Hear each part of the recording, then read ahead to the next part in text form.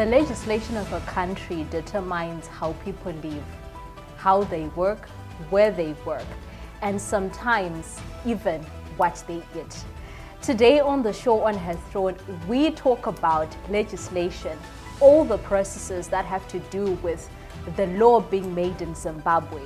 And I have a beautiful person, a guest here in studio today who's going to help me delve right deep into the depths of us understanding what it takes to make laws in Zimbabwe.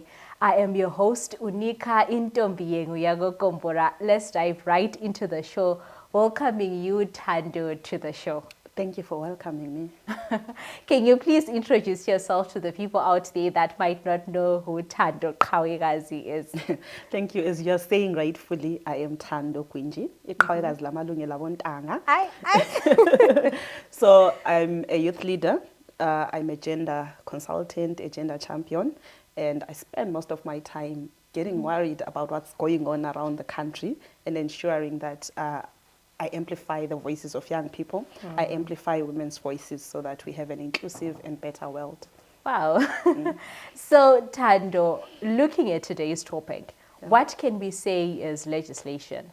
Legislation is a very political process. Why I'm mentioning that it's a political process to begin with is because we need to identify the word politics and understand it as we go on with the show. So politics is who gets what, when and how. And in who is getting what, when and how, we have sets of laws that are governing us as a country. And legislation is then the process of making these laws. And we have entrusted that process of making laws on our parliamentarians. Very interesting. So maybe if you can take us through the process by which a bill becomes a law. And also maybe some people might be watching and they don't understand what a bill is. Okay. So I'll just explain the whole legislation process in general according to Zimbabwe, according to our constitution, according to what we have agreed on, which this is how we make our laws. So I was glad to have been part of the 2013 constitution making process. That's when we agreed as Zimbabweans the document that is going to be governing us for the next couple of years. So that is the main document in which we should ensure that each and every clause that is in the Constitution is translated to law that we live by. So in line with the Constitution, if I then identify that there is something that I need to be law, especially when it comes to our Bill of Rights, we have the right to equality, but I don't see any equality on the ground. I will then, through my MP, propose a bill that will enable that equality. So if I through my MP or through any other sponsors of bills, propose that bills, the bill then is tabled before Parliament. The Parliament goes through several readings of the bill. It then goes through several consultations, and those consultations, it's mainly talking to people about what has been proposed. It is then gazetted, and after it is gazetted, it goes to another reading until the Parliament agrees that this is a law that needs to be in place. After the Parliament agrees, it is then taken to our Senate, and our Senate will debate it further. They will debate it further to see that it's really in line with the Constitution and it's really in line with what people want. From the Senate, if it's passed through Senate, if it's passed through Parliament, it will then come back again to our President, and the President has to sign against that bill. And after the President has signed against that bill, it means it will then be now called an Act of Parliament. So after it is then an Act of Parliament, it is now a law that we can use as citizens. So looking at some of your work, because as you said, you've been in this space whereby you capacitate young women in terms of knowing electoral processes, constitutional processes. In terms of bill consultations, if I can just take one part of the lawmaking process, how often are women at the forefront or even involved in some of these constitution or lawmaking processes? Women are involved, especially when it comes to lawmaking processes and ensuring that they stand up and go for AMA consultations. They are involved through the work of civil society mostly. I've seen women kind of grouping themselves up to say this bill is coming through, the marriage bill is coming through, parliamentarians are coming to discuss and deliberate this and that with us. Women are, through their different organizations, able to group themselves and ensure that they show up in numbers to say this is what we feel like needs to be in this bill, this is what we feel like needs to come to law. Unfortunately, it's not the same issue with the younger women. And as we know, there's a lot of apathy around young people and participating in political processes. You'd realize that there's been a lot of, it's apathy, it's lack of belief in the system, it's lack of trust in the system. You'd realize that they would say, okay, we stood up and went for those consultations, but our voices were not taken into consideration. So what's the purpose of going back there again? So this is something that I've heard several times from the younger people. They easily tire, they easily lose trust in the system. So which is one of the reasons why the younger women and the younger people in general, their participation is lower. But when it comes to the older generation, you would see them in halls, you'll see them wherever those consultations are going on, and they'll be airing out their voices. That's very beautiful. So looking at the kind of women, besides them being maybe older and mature women, are they women from all different classes of society, the poor, the middle class, the rich, the educated, the uneducated, or there are specific classes of women that we find in these lawmaking processes? Within the lawmaking processes, especially when we are looking at the consultation process that we were talking about just now, you'd realize that a specific profile of women will be found in those spaces. And as I said earlier, those might be the women who are closer to civil society organizations who can be saying this is happening there, can we go out in our numbers to air out our voices. But you'd realize that it's difficult for someone, let's say, who stays in Country Park to have that 10 rand to go into town when the consultations are happening at Selborne Hotel. You'd realize that even, let's put Matabelele North as an example. Most of the consultations are always maybe in Lupane and Wangi. So it will be difficult for a woman in Nkai, considering the different distances, to go and participate in those consultations, which are in another district that is way far from where she's coming from. If you are to go to Lupane from Nkai, you might need to come to Bulawayo and then take the Lupane road. So yeah, it means that there is a lot of exclusion in the way in which our parliament has been setting forth these consultative processes. And it's also necessary to have knowledge, to have information. You'd realize that not a lot of women have the information. They know what's going on in parliament right now, and then they can, through their MPs, air out their views before the MP even goes to the second reading and the second debate in parliament. So it's kind of difficult because of the way in which our processes are as a country.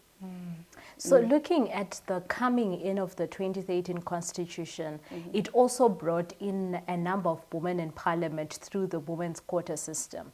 Has the increase in women's numbers that are now present in parliament led to an increase in women-focused legislation? One thing that I would love to applaud about our 2013 constitution is that it's very inclusive in terms of gender issues. It's very inclusive, it's progressive, if I may say. It's progressive because as it is right now, we have the Ministry of Women's Affairs, we have the Gender Commission even, so which is a plus in a way. But in terms of the women in parliament enabling the space to be engaging, it's difficult. It's been difficult for them as parliamentarians because the women who came in through the quota system have come into a situation where they are called names within the parliament. A very few of them are able to stand up in parliament and say something because they are called the Bakosis.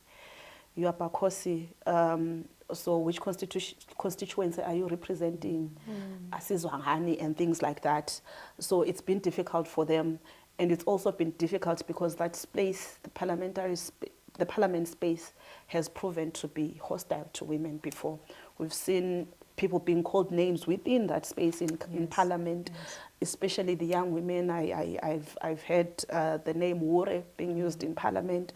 So it's been difficult for them to actually ensure progressive policies and to actually ensure that more women come into the space. Because as it is right now, it's mostly the women who are in there through the quota system, but very few women who were voted into that space. So, and because they are in there through the quota system, it means that they are also liable to the whipping system in parliament, which even if you have your own views, but your political party will tell you, this is what we are pushing as a political party in parliament. So there is no woman who is in there as an independent candidate. So it becomes difficult for them to have their own voice. To have an independent voice to say, we want to push the specific issues. Yeah. So looking at the history of legislation in Zimbabwe, can we say that our legislation is women-focused? Have we had enough or even adequate or at all women-focused laws being put into place, women-focused acts being put into place for women to actually say they are protected by the law and not just by other means? Well, it's difficult to say that when it's a bunch of men making laws for women. Why I'm saying so, the marriage bill that was recently passed, it was the men's voice in that bill. It was the men's voice. Though, yes, here and there it was debated back and forth. People were consulted here and there. People wrote to the clerk of parliament about inclusion here and there. But because it's a man who is going to say yes to the bill, so it's going to be very difficult for most of our laws to be women-focused. But we do have very progressive acts like the Domestic Violence Act. It's very progressive on its own. It's women-focused. It's there for inclusion. But I would love to see the same in terms of every other legislation that is passed, discussed, or debated in Parliament. For instance, one problem that everyone is facing right now in Zimbabwe is economic. It would be great if the budget is being set, it also becomes focused on women and women-centered in a way. Talking about the money that is allocated to the Ministry of Women per se, talking about the money, we've seen the sanitary ware debate in Parliament. We've seen Minister Mtuli setting aside money for that, but you'd realize that none of that money really came forth. And some of it, I heard it disappeared. It's unaccounted for.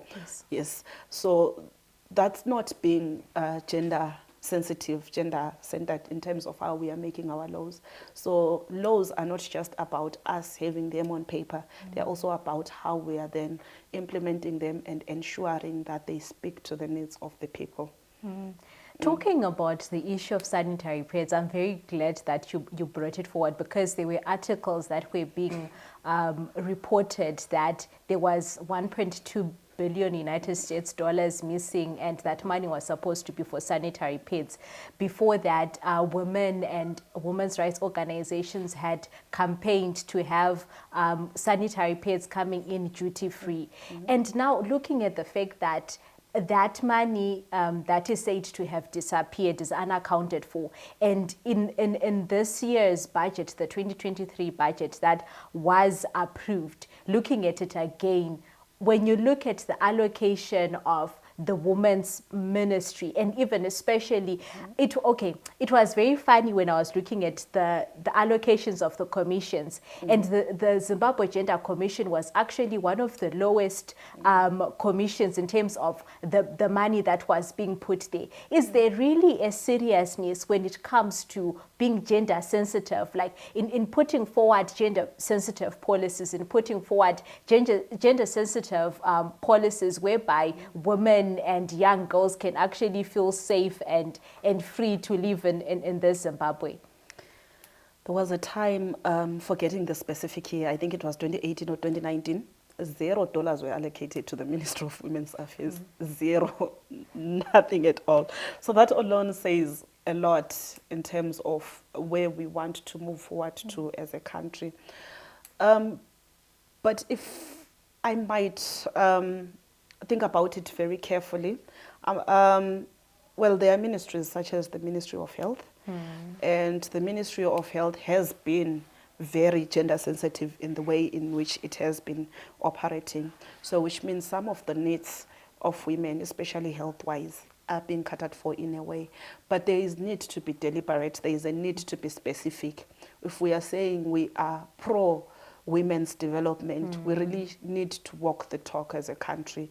So the seriousness really has not been there. It's also because we don't have a lot of women in Parliament, not just in Parliament, even in our local councils as well, which is why service delivery is not even gender friendly. It's not gender friendly. A woman can't move from point A to point B. That's how gender insensitive we are. For someone to catch a Zobco or a combi from wherever they are coming from to get into the city center, the harassment that they face along the way, the violations that, like, getting out of bed and trying to be an active citizen on its own, it's difficult in terms of service provision at a local level. And going up to Parliament now will be even more difficult for women. So because they are not there, because the situation is hostile for women, it means that very few laws are going to speak to their needs. It's very good that you brought in the economic aspect of it, because I remember in one conversation when we were talking about the infrastructure in Bulawayo, one person remarked that Bulawayo wasn't made to facilitate women. Yes. So when you look at the infrastructure that is there, especially the vending malls or the trading malls, the trading places that are in Bulawayo, in terms of the transport, the buses, can a woman who has a child say, I'm going to work today, I'm going to be at the marketplace and I'm going to be doing my business there, but I have a child? Do we have places whereby they can change napkins, whereby they can take care of their child, or even playgrounds around the city center? Yeah, you are right. Our cities were not built for women. Our cities were not built for women, and we have failed as a country to transition from those colonial cities that were taking men from the villages and bringing them here to work for the white men. So we have failed as Zimbabwe in our 40 years of existence to have that transitioning from those cities that were built for men to gender-inclusive cities. They are not friendly for women. The issue of toilets, before we even go anywhere at all, we don't even have toilets that are functioning around the city. So that's a debate that we are always having with our councillors that needs to be taken seriously. If we take a woman seriously at that level, we will then be at a position to address all the other dynamics of violence that women face. If we are talking about laws not being gender sensitive, we are talking about structural violence that is there around. But there is a lot of other violence that is around. There is sexual harassment and violence.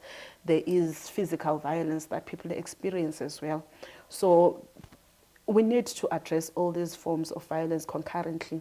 And it is then through our laws that we then determine who gets what, when, and how, going back to our definition of what politics is. One of the most progressive policies that was brought forward, I cannot yet say that it is now a law, but it was still in the bill stages and consultations were done, was the sexual harassment policy. And the policy was looking at making sure that workspaces are really conducive and safe for women. Would you say that such the sexual harassment policy in itself is comprehensive in making sure that women from all different walks of life are really safe when they actually go to their different workspaces in Zimbabwe?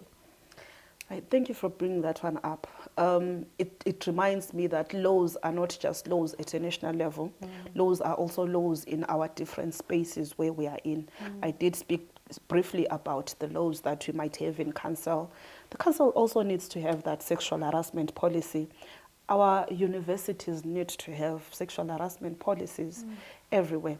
And those policies are not just concerned with women. Let's look at the different genders in general. In our spaces, how are we treating men? How are we treating women? How are we treating trans people? So those sexual harassment policies need to start from the different institutions where we are coming from, the different workspaces where we are coming from. And those are important because sex has been used to keep women away from a lot of things. If I may explain that one briefly. There's a lot of body ownership politics. Like I mentioned earlier, in Parliament you'd hear women being called hure. There's a lot of policing of their bodies. Someone should wear this, someone should not wear that. If someone wears this, they are this kind of person, they should not lead us. If someone conducts themselves in this way, if they have multiple sexual partners, they cannot lead us. If someone does this, they can. And all that policing is around women's bodies. So because of that, we then need specific laws that then speak to women accessing spaces, women accessing opportunities because because they deserve to access those, because they have rights to access those spaces, they have rights to access those opportunities, not because their bodies are policed. Yeah. As a gender person or gender specialist and consultant, would you say that in our universities there is enough sexual harassment policies that are there? Do we even have sexual harassment policies in universities? Because I remember a few months ago there was a certain university that sent a memo telling women what to wear, that certain miniskirts weren't allowed, they weren't allowed to wear this and that. Do we have those sexual harassment policies in place and gender sensitive policies there? Well, I've been working briefly with one organization that has been trying to push specifically for gender policies in universities. And if I may say, I'm not sure if there is one that has really adapted any policy fully, but they are always working on it. This is the problem with most of our actions as Zimbabweans. We are working on it. We are in the process. For 30 decades. 30 decades, 40 years, still working on it. So, yeah, it's sad that it will take so long for people to work on something that needs to be progressive for future generations. People are getting old, still working on the same old, same old. So in terms of your wish as a human rights activist, as a gender rights activist, what would you say is the one policy that if today you could wave a magical wand around and it would magically just come, what is that one policy or law that you'd say you would want to see in Zimbabwe and why? That's a very difficult one. It's a very difficult one because everything just interlinks. Everything is important in its own right. It's very important for us to get rid of corruption in Zimbabwe. Getting rid of corruption, we are getting rid of issues to do with sextortion. It's funny that we don't have sextortion spelled out in any of our laws, because a lot of women are violated in roadblocks, they are violated trying to get particular services, they are violated within their political parties. They get favors through giving away sex. So I think maybe that's one law that we need to be serious about. Yes, it's a gender law, but it's also a law that has a lot to do with corruption. It's also a law that has a lot to do with resources being allocated to women so that women don't need to give favors for them to have resources. It needs us to be deliberate in terms of our finances, in terms of access to land, etc. You see, it's always interlinking. There's a lot of things that are coming to play. So maybe if we have that one and we are deliberate in every other action to ensure that women get resources, they get opportunities, they get free and safe spaces, maybe we can move forward as a country. In conclusion, what would you say to young people that are watching, young women specifically that are watching, in terms of being involved in the legislative processes? Since you did say when we were starting the show that usually they tire out easily, and that then removes or ends up reducing their chances of being involved in these legislative processes. As we are having this conversation right now, I would like to emphasize that what we are doing is important because knowledge is power. And participation in processes is not just about being seen, making noise out there. It's also about standing up and going to those consultations. If you feel like you can't stand up and go to those consultations, know that you can write a letter to the Clerk of Parliament. Yes. So you are sitting at home, maybe it's 7 p.m., you are done with your dishes, etc. Just write that letter and send it out, email it to the Clerk of Parliament. That's participating in a process. Within our political parties, there are processes of primary elections, the nomination process, the campaigning, etc. We usually see women when it comes to campaigning, and they are knocking on our doors and they are saying, let's vote for so and so. Or we see them at rallies. Dancing, yes. Of course, it's participating in a way. But if we are to dance at rallies, if we are to be knocking on doors, let's also know what our candidates are standing for. And we are closer to those candidates if we are campaigning for them. It's easier for us to let them know that these are the gender-specific issues that we are going with as women. So if you are not standing for these in our political party, while we are still campaigning for you at primary election level, so it means that you are not for us. So that's one way of participating. There is a whole lot of other avenues for participation as well. So let's just make sure that we keep ourselves informed. Information is power. And let's not really tire very soon. Let's not tire very soon. Let's register to vote. After registering to vote, let's vote.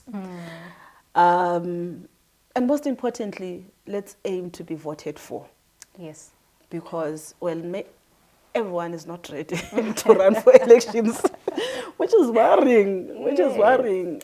You'd rarely see men saying, I'm not ready to run for elections, but women are always not ready to run for elections. Let's raise our voices. We feel like we have those leadership capabilities and run for elections. Let's vote and be voted for. Okay, so as this is an election year, I won't let you go away without telling us what kind of electoral reforms do you think we need to see in terms of making sure that as a country we have free, fair and very safe elections? One electoral reform that I will always emphasize is the issue of regulating political parties, because everything that is happening on the ground, the violence that is happening around against women, around our communities, is because our political parties are not properly regulated. If the political parties can sign to something that says they should maintain peace, they should ensure. I know the clause is there, but it's very vague in our current electoral act. It needs to be more pronounced, and these political parties need to be regulated. I think that's the major reform that I would like to see in this election year. And of course, for elections to be free and fair, let's not intimidate each other. Let's not violate each other. Let's ensure that we respect the freedom of association, the freedom of affiliation, and everything concerned with the civic space.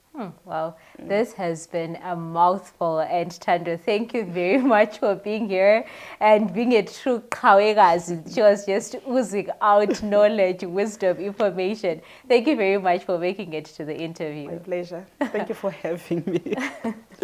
So if you're watching out there, I hope that at least today you got to know a little bit about the legislative processes in Zimbabwe, and that you're also going to be participating in some of those legislative processes, because as you heard from the true queen herself. She was saying that you don't always have to fight or to shout in order to make your voice be heard. There are so many other ways, writing to the clerk of parliament, having petitions here and there for your voice to be heard, in terms of making sure that whatever law is being put in place, you make sure that your voice has also been heard.